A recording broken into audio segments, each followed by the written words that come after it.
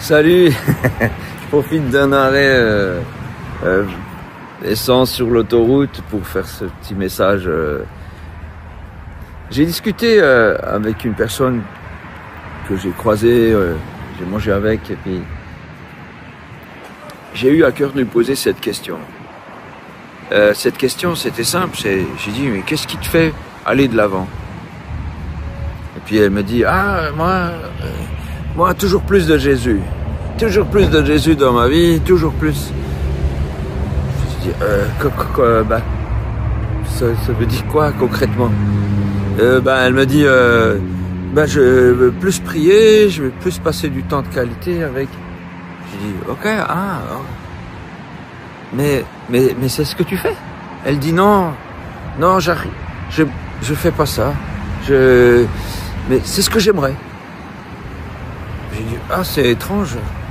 Mais moi, je te demande pas ce que tu aimerais. Je te demande qu'est-ce qui te motive, qui tu es maintenant, pas qui tu aimerais devenir. Et ça lui a fait un trouble. Parce qu'elle n'a pas réalisé que ce qu'elle aimerait devenir, c'était pas forcément ce qu'elle faisait. C'est ça pourquoi je vous fais cette vidéo. Parce que je pense que c'est important de pas confondre ce qu'on aimerait être et puis ce qu'on est. C'est pas pareil.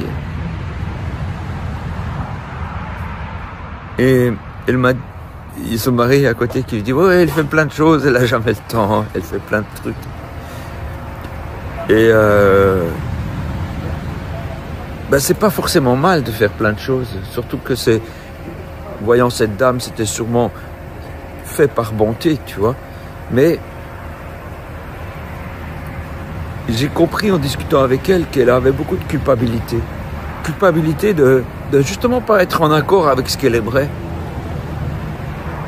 Et en fait, le truc peut se régler très, très facilement. Enfin, excusez-moi du yaka qui a l'air facile, mais c'est simplement de décider, ok, je m'arrête dans ma vie où je fais 36 000 choses, où je prends tous les mandats qui me tombent dessus, je réponds à tous les besoins que je vois, je m'arrête. Je prends un temps collé avec Dieu et je dis, voilà ce qui se passe dans ma vie. Il y a ce que j'aimerais, puis ce qui ne correspond pas à la réalité.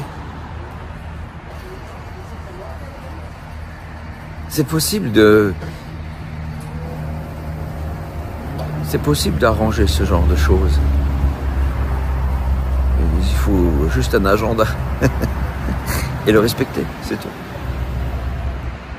Et un truc qui m'a touché aussi, c'est que le Seigneur, il me dit, pose-lui cette question.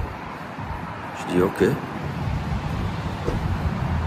C'était pas une question, c'était plutôt... J'ai dit, tu sais, je sens que je dois te dire que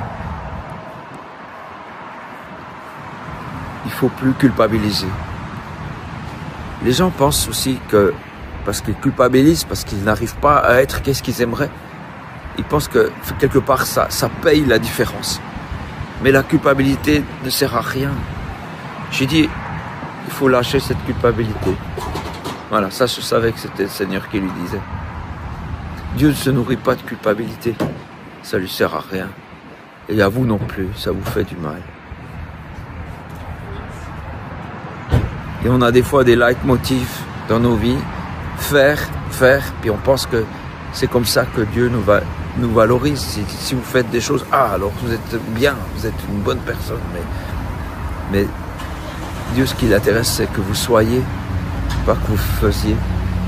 Et que le faire devienne un effet secondaire de ce que vous êtes. Bon, voilà. Petite réflexion. Il faut que j'aille payer l'essence.